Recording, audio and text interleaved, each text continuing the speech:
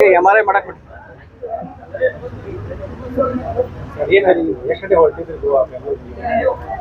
ನಿನ್ನೆ ನಮ್ಮ ಪಕ್ಷದ CLP ಮೀಟಿಂಗ್ ಅನ್ನು ಮುಗಿಸಿಕೊಂಡು ಸುಮಾರು 11 ಗಂಟೆಗೆ ನಾವು ನಮ್ಮ ಬೆಂಗಳೂರು ನಿವಾಸದಿಂದ ಬೆಳಗಾವಿಗೆ ಹೊರಟ್ವಿ.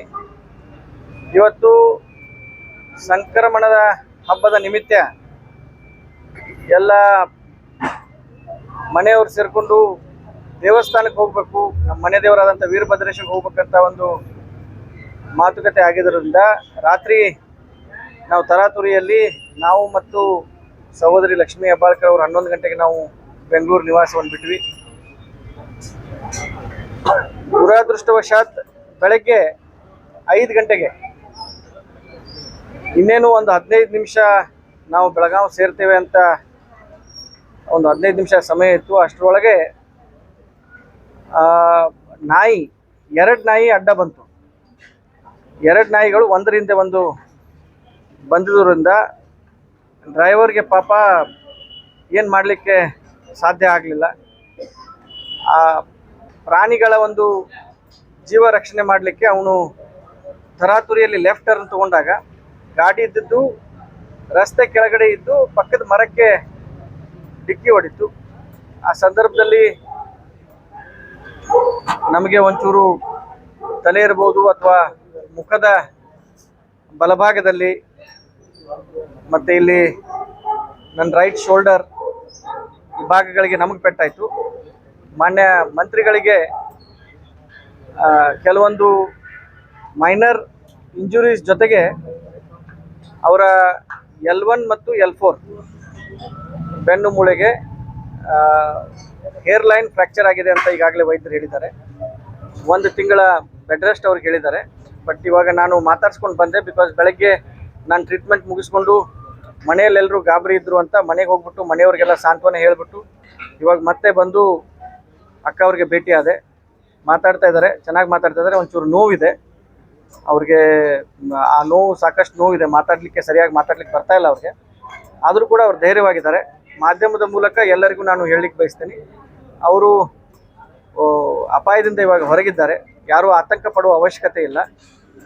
ದೇವರ ಆಶೀರ್ವಾದದಿಂದ ನಿಮ್ಮೆಲ್ಲರ ಆಶೀರ್ವಾದದಿಂದ ಇವತ್ತು ಸಚಿವರು ಆರಾಮಾಗಿದ್ದಾರೆ. ಆದಷ್ಟು ಬೇಗ ಗುಣಮುಖರಾಗಿ ನಿಮ್ಮ ಸೇವೆಯನ್ನು ಮತ್ತೆ ಪುನರಾರಂಭಿಸ್ತಾರಂತ ಈ ಸಂದರ್ಭದಲ್ಲಿ ಹೇಳಿಕ್ಕೆ ಬಯಸ್ತೀನಿ.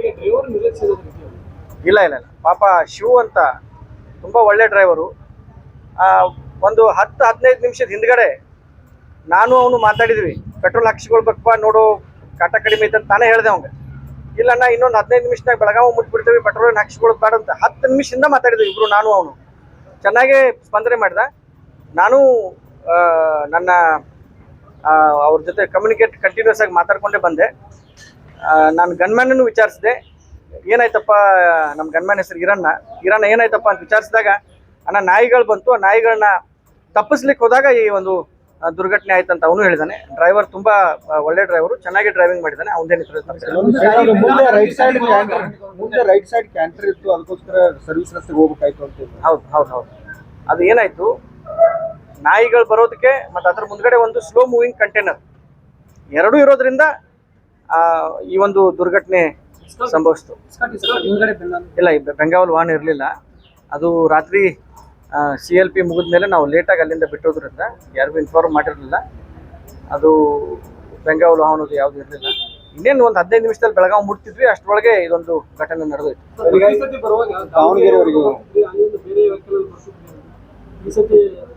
ಸಂಕ್ರಮಣ ಇರೋದ್ರಿಂದ ಡ್ರೈವರ್ಗಳಿಗೂ ನೀವು ಮನೆಯಲ್ಲಿ ಅಂತ ಹೇಳಿದ್ರೆ ಎಲ್ಲ ಮಾತುಕತೆನೂ ಆಯಿತು. ಇವಾಗ ನಮ್ಮ ಕಡೆ ಅಂತಾರು ಸಂಕ್ರಮಣದ ಆಜುಬಾಜು ಇವೆಲ್ಲ ಈ ಕರಿ ದಾಟೋ ಮಟ್ಟ ಇಂಥ ದುರ್ಘಟನೆಗಳಾಗ್ತಾವಂತೆಲ್ಲ ಮನ್ಯಾಗೂ ಅಂತಾರು. ಹಿರಿಯರು ಹೇಳಿದ್ರು, ನಮಗೆ ಬೇಕಾದವರು ಹೇಳಿದ್ರು, ಒಂದು ಸ್ವಲ್ಪ ಸಂಕ್ರಮಣ ದಾಟೋವರೆಗೆ ಒಂದು ಸ್ವಲ್ಪ ನೀವು ಭಾಳ ಕಾಳಜಿಯಿಂದ ಇರಬೇಕು, ಮನೆಯಲ್ಲಿ ದುರ್ಘಟನೆ ನಡೆಯುವ ಸಂಭವ ಇದೆ ಅಂತ ಭವಿಷ್ಯನೂ ಹೇಳಿದ್ರು. ಆದರೂ ಕೂಡ ಈ ಒಂದು ಅಚಾತುರ್ಯ ನಮ್ಮಿಂದನೇ ಜರುಗಿದೆ. ಈಗ ನಮ್ಮಿಂದನೇ ಜರುಗಿದೆ. ಅದು ಆಗಬಾರ್ದಾಗಿತ್ತು, ಈ ಘಟನೆ ಒಂದು ಆಗಬಾರ್ದಾಗಿತ್ತು. ಹಬ್ಬ ಇರೋದ್ರಿಂದ ಪಾಪ ನಮ್ಮ ಬೆಳಗಾವಿ ಡ್ರೈವರ್ ನಮಗೆ ಫೋನ್ ಮಾಡಿದ್ದ, ನಾವು ದಾವಣಗೆರೆವರೆಗೆ ಬರ್ತೀವನ್ನ ಅಂತ. ಬ್ಯಾಡ್ ಬಿಡಪ್ಪ, ಬೆಳಗ್ಗೆ ಎದ್ದು ಎಲ್ಲರೂ ಹೊಳಿಗೆ ಜಳಕಕ್ಕೆ ಹೋಗೋಣ, ನಾವು ಬೆಳಗಾವಿ ಮಠ ಬರೋಣ ಅಂತ ನಾವು ಅಲ್ಲಿ ಮಠ ಬಂದ್ವಿ. ಏನೋ ಅವನ್ನ ದಾವಣಗೆರೆವರೆಗೆ ಕರೆಸ್ಕೊಂಡಿದ್ರೆ ದುರ್ಘಟನೆ ನಡೀತಿರ್ಲಿಲ್ಲ ಅಂತ ಇವಾಗ ಅನಿಸ್ತಾ ಇದೆ. ಹಿಂದ್ಗಡೆ ಕುಂತಿದ್ದಾರೆ ಸೀಟಲ್ಲಿ, ಅಕ್ಕ ಎಲ್ಲಿ ಕುಂತಿದ್ರು?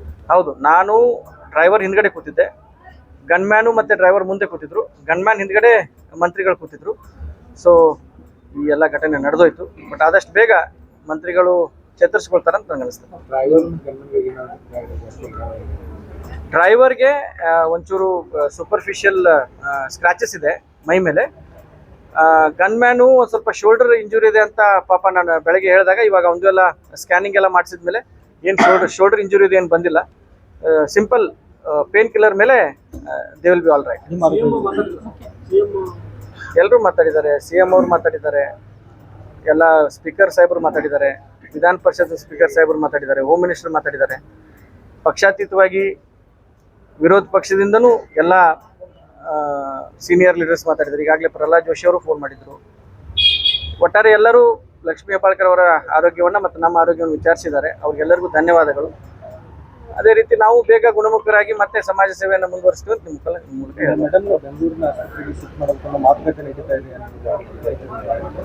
ಇಲ್ಲ, ಆ ರೀತಿ ಏನಿಲ್ಲ. ಈಗಾಗಲೇ MRI ಸ್ಕ್ಯಾನಿಂಗ್ ಮಾಡಿದ್ದೀವಿ. MRI ರಿಪೋರ್ಟ್ ಪ್ರಕಾರ ಈಗಾಗಲೇ ನಾವು ಅತಿ ತಜ್ಞ ವೈದ್ಯರ ಜೊತೆ ಈಗಾಗಲೇ ನಾವು ಸಮಾಲೋಚನೆ ಕೂಡ ನಡೆಸಿದ್ದೀವಿ. ಆ ರೀತಿ ಏನು ಅವಶ್ಯಕತೆ ಇಲ್ಲ ಅಂತ ಅವ್ರು ಹೇಳಿದ್ದಾರೆ. ಬಟ್ ಒಂದು 3 ವೀಕ್ಸ್ ಬೆಡ್ ರೆಸ್ಟ್ ಕಂಪಲ್ಸರಿ, ಆಮೇಲೆ ಅವರು ಸಾಮಾನ್ಯವಾಗಿ ಚಲನವಲನ ಮಾಡ್ಬೋದು ಅಂತೆಲ್ಲ ತಜ್ಞರು ಹೇಳಿದ್ದಾರೆ. ಸೊ ಶಿಫ್ಟಿಂಗ್ ಏನು ಅವಶ್ಯಕತೆ ಬರಲ್ಲ ಅಂತ ನನಗನ್ಸುತ್ತೆ. Thank you.